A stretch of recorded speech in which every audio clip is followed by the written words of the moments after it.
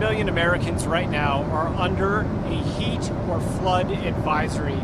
Some Arizona lawmakers are saying an emergency should be declared. What would it take for the president to declare an emergency, and would he consider declaring a climate emergency?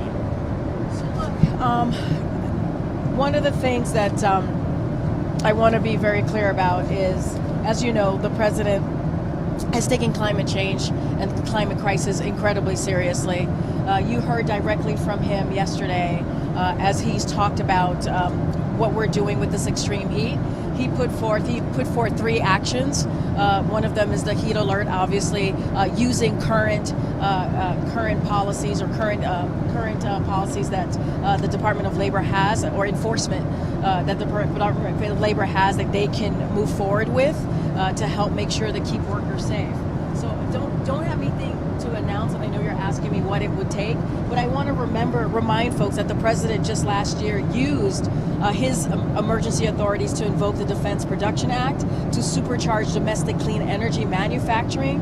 He then doubled down on that historic action by securing investments to go even further with the Inflation Reduction Act. So he's taking historic action. You've heard me say this throughout the week about how his plans, his action have been ambitious to combat the climate crisis, and he'll keep doing that.